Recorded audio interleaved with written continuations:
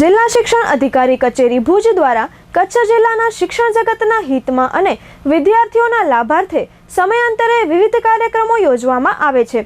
તારીખ 20 ફેબ્રુઆરી 2024 મંગળવારના રોજ આવા જ એક જિલ્લા કક્ષાના કારકિર્દી માર્ગદર્શન કાર્યક્રમનું ભુજ શહેરના વિદ્યાર્થીઓ માટે આયોજન કરવામાં આવ્યું। ગુજરાત સરકારના શિક્ષણ વિભાગ અને જિલ્લા વહીવટી તંત્રની પ્રેરણાથી જિલ્લા શિક્ષણ અધિકારી કચેરી ભુજ અને કચ્છી લેવા Patel education and medical trust Bhuj દ્વારા આરડી વરસાણી હાઈસ્કૂલના કચ્છી લેવા પટેલ સમાજ કોમ્યુનિટી હોલ ખાતે ધોરણ 9 થી 12 ના વિદ્યાર્થીઓના જીવન વિકાસ માટેની કેડી કંડારતો એક વિશિષ્ટ કાર્યક્રમ યોજવામાં આવ્યો। જિલ્લા શિક્ષણ અધિકારી સંજયભાઈ પરમારના સીધા જ માર્ગદર્શન હેઠળ યોજાયેલા આ કાર્યક્રમમાં આર્ષ અધ્યયન કેન્દ્ર માધાપરના સ્વામી પ્રદીપ્તાનંદ સરસ્વતીજીએ તેમજ જ્ઞાન મંજરી એકેડમી ભાવનગરના મનસુખભાઈ નાકરાણીએ તેમની હળવી રસાળ અને પ્રેરણાત્મક શૈલીમાં વિદ્યાર્થીઓને અને વાલીઓને ખૂબ જ ઉપયોગી એવું જીવનલક્ષી કારકિર્દી માર્ગદર્શન આપ્યું હતું। આ વિશિષ્ટ સમારંભના પ્રારંભમાં ઉપસ્થિત સર્વે મહેમાનો દ્વારા દીપ પ્રગટાવ કાર્યક્રમનું ઉદ્ઘાટન કરવામાં આવ્યું। આરડી વરસાણી હાઈસ્કૂલના વિદ્યાર્થીઓએ પ્રાર્થના રજૂ કરી હતી। આ પ્રસંગે જિલ્લા પ્રાથમિક શિક્ષણ અધિકારી શ્રી ભૂપેન્દ્રસિંહ વાઘેલા, ઇન્ચાર્જ માધ્યમિક શિક્ષણ અધિકારી પૃથ્વીરાજસિંહ ઝાલા, જિલ્લા રાજગોર કચેરીના શ્રી મારવાડા, આઈટીઆઈના અધ્યાપક જયદીપ રાવલ, આરડી વરસાણી ટ્રસ્ટના અધ્યક્ષ વેલજીભાઈ પિંડોરિયા અને સભ્યો મંજીભાઈ પિંડોરિયા, કાંતાબેન વેકરિયા, રવજીભાઈ ખેતાણી, રામજીભાઈ ભંડેરી અને શિવજીભાઈ છાબડિયા ઉપસ્થિત રહ્યા હતા।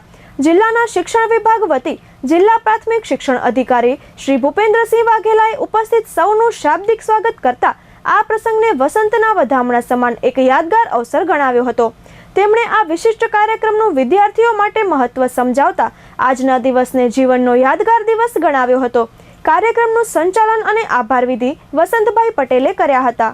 આજે કચ્છ જિલ્લાની જાહેર જનતાને જણાવતા આનંદ થાય છે કે અત્રેની ડીઓ કચેરી અને માનનીય ડીઓ શ્રી સંજય પરમાર સાહેબ દ્વારા અગાઉથી આયોજિત આજના કાર્યક્રમમાં 3000થી વધારે વિદ્યાર્થીઓ ઉપસ્થિત છે અને આપે કહ્યું એ પ્રમાણે અમે કચ્છ જિલ્લાના વિદ્યાર્થીઓ વધુને વધુ પ્રોત્સાહિત થાય અને ખાસ કરીને પોતે જાગૃત બને અને તેમજ સાથે સાથે એમના અભિભાવકો પણ એમના બાળકોની અંદર જે ક્ષમતા છે એ ક્ષમતા વધુ પ્રદીપ્ત થાય માટે એમને પ્રોત્સાહન આપે એ આજનો મુખ્ય હેતુ છે। વિદ્યાર્થીઓમાં ખૂબ શક્તિ હોય છે અને આપણે સંસ્કૃતિ, સાયકોલોજી અને સાયન્સની પરિભાષામાં કહીએ તો બધા જ બાળકો તેજસ્વી છે, બધા જ બાળકો સક્ષમ છે। માત્ર ને માત્ર એ બાળકો પોતે થોડાક જાગૃત બની અને પોતાનો જે નિર્ધારિત લક્ષ્યાંક છે એના વિશે સજગ બને અને સાથે સાથે એમના જે માતા પિતા છે એ એમને એમની યાત્રામાં પ્રોત્સાહન આપે। એટલે આજની તારીખે જે બંને વક્તાઓ શ્રીઓ છે, ડૉક્ટર નાકરાણીજી અને આપણા પૂજ્ય સ્વામી પ્રદીપ્તાનંદજી તેમજ સમગ્ર ટીમ એજ્યુકેશન દ્વારા આજે જે સુંદર આયોજન કરવામાં આવ્યું છે એમાં વિદ્યાર્થીઓ પોતે પોતાનું જે મહેનત છે એને ખૂબ સારી રીતે આગળ વધારી અને ધોરણ 12 અને ધોરણ 10ની અંદર તેજસ્વી પરિણામો પ્રાપ્ત કરે એ આજના કાર્યક્રમનો મુખ્ય હેતુ છે। હા, ખાસ કરીને જ્યારે કોઈ પણ અધ્યયન નિષ્પત્તિની વાત હોય અને ખાસ કરીને આપણું એટલે કે ખાસ કરીને અમારું એજ્યુકેશનનું અને ગુરુજનોનું કામ એ છે કે વિદ્યાર્થી એ કોઈ પણ ભાષા હોય તો એ ભાષાની અંદર એ વિષય જે મુકાયેલો છે એને સાચુકલી સમજ કેમ પડે એટલા માટે અર્થગ્રહણ કૌશલ્ય બહુ મહત્ત્વનું છે।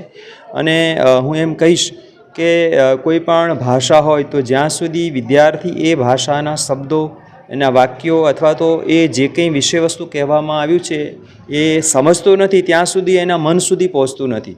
એટલે મેં વિદ્યાર્થીઓને કહીએ છીએ કે કોઈ પણ વિષય હોય એ સહેલો જ છે, માત્ર તમારે એને સમજવા માટેની મથામણ કરવાની છે અને મથામણમાં તમને માર્ગદર્શક રૂપે ગુરુજનો અને સાથે માતા પિતા પણ તમારી સાથે છે, તમારા ભાઈઓ બહેનો પણ સાથે છે, તમારા સ્વાધ્યાયી સાથીઓ પણ તમારી સાથે છે। એટલે ખાસ કરીને જ્યારે કોઈ પણ પ્રકારનો પ્રશ્ન મૂંઝવતો હોય તો એ નિખાલસતાથી ચર્ચા કરી શકે છે। એ સિવાય અમે જિલ્લા કક્ષાએ જે હેલ્પલાઇન શરૂ કરેલ છે એ હેલ્પલાઇનમાં પણ વિદ્યાર્થીઓ કોઈપણ પ્રકારની મૂંઝવણ રાખ્યા વગર પોતે અમને પ્રશ્ન કરી શકે છે અને એમના પ્રશ્નનું 100% નિરાકરણ આવશે।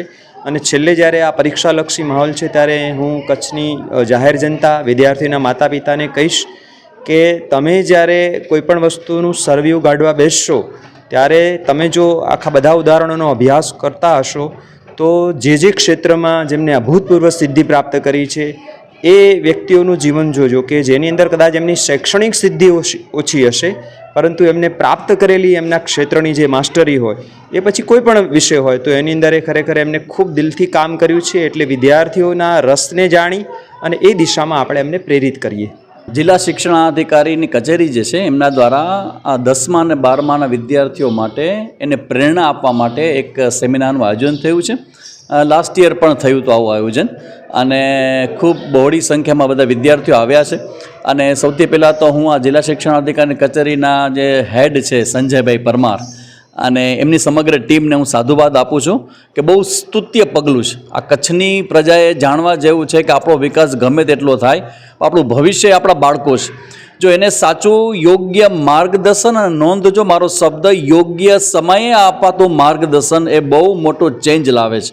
અને છોકરાઓને અત્યારે 10મા 12મા ધોરણની અંદર યાદ કેમ રાખવું અને સ્માર્ટ કેમ બનવું એ તો બધું ભણાવવામાં આવે, પણ આ પરીક્ષાના સમયે જે બીજી જે પરીક્ષા મનના સ્તરની હોય, જેને સ્ટ્રેસ મેનેજમેન્ટમાં જે મહત્ત્વ આપવામાં આવે છે, એના સંદર્ભમાં માર્ગદર્શન માટે આખો સેમિનાર છે અને ખૂબ સુંદર મજાનું આયોજન છે. અને મને પણ વક્તા તરીકે બોલાવ્યો છે. તો આજે તમે લોકો જોજો આ 50 મિનિટ કે 1 કલાકની અંદર આ બાળકોના મનને કેવી રીતે બદલી શકાય અને પ્રેરણાઓથી કેવી રીતે ભરી શકાય. પ્રેરણા જ આપણું જીવન છે, સામાન્ય જીવન નહીં, પણ પ્રેરણા સાથેનું જીવન છે એ સફળતાનો એક જેને કહેવાય ને કે પાયો છે, બેઝ છે. તો એના માટે આખું આયોજન કરવામાં આવ્યું છે. છોકરાઓ માટે એટલું હું કહીશ કે શક્તિ અને સામર્થ્ય ભગવાને આપણા બધામાં મૂક્યું છે. સ્વામી વિવેકાનંદ કહે કે તમે બધા અમરતાના સંતાનો છો, અમર જે તત્વ છે સંતાનો છો, પણ આપણી અંદરની આ જે શક્તિ ને સામર્થ્ય છે, જો એ ફોકસ નહીં થાય તો ડીફોકસ થયેલી વસ્તુ છે એ ક્યારેય પોતાના લક્ષ્યને શૂટ આઉટ કરી શકતી નથી. તો પણ મુદ્દો જુદો જ છે આખો, ખાલી ફોકસિંગ નથી. ફોકસિંગ ત્યાં જ થાય જેમાં તમને રસ પડે. અને ખરેખર અમારા જેવા લોકો જે ભણાવે, છોકરાને સમજાવે છે, આ જ સમજાવે છે કે તમે જે ભણો છો એને એન્જોય કરો છો કે નહીં.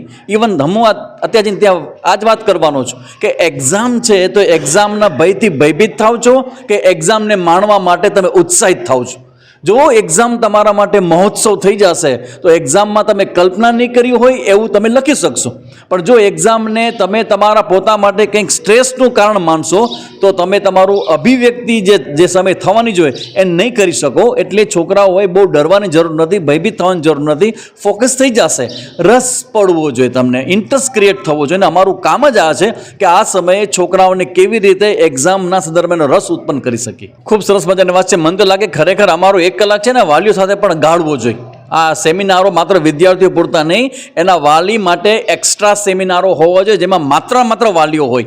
અને વાલીઓને તો ઘણી વખત મને ખીજાવાનું મન થાય કે ટુ મચ પ્રેશર જ્યારે છોકરા ઉપર કરવામાં આવે ત્યારે છોકરો કે છોકરી અંદરથી તૂટી જતા હોય છે, જેની કલ્પના માતા પિતા કરી શકતા નથી. ઘણી વખત એવું જોવા મળે કે માતા પિતાને જે કરવું હોય એ ન કરી શકે અને છોકરાઓ દ્વારા પૂરું કરવા માગતા હોય. તો આ જે મેથડ છે એ બરાબર નથી. અને ખલીલ જિબ્રાનનું વાક્ય દરેક માતા પિતા યાદ રાખવું જોઈએ કે તમારા સંતાનોના તમે માલિક નથી, એ તમારા દ્વારા આવે છે, તમારામાંથી આવતા નથી. અને એના પોતાના સ્વપ્નો હોય, એની પોતાની દુનિયા હોય. તમારો રોલ માત્ર સપોર્ટ સિસ્ટમમાં છે, નહીં કે એના માલિક બનીને સંપૂર્ણપણે એને મેનેજ કરવામાં. તો માતા પિતાઓનો કહેશ કે આગ્રહ ન રાખે, છોકરાઓને એની સિમ્પલ ગેમ, એની નેચરલ ગેમ રમવા દે અને છોકરાઓ ચમત્કારિક રિઝલ્ટ આવશે. એના માટે હું જેટલો આશાવાન છું, તમે પણ તમારા સંતાનો માટે આશાવાન બનો.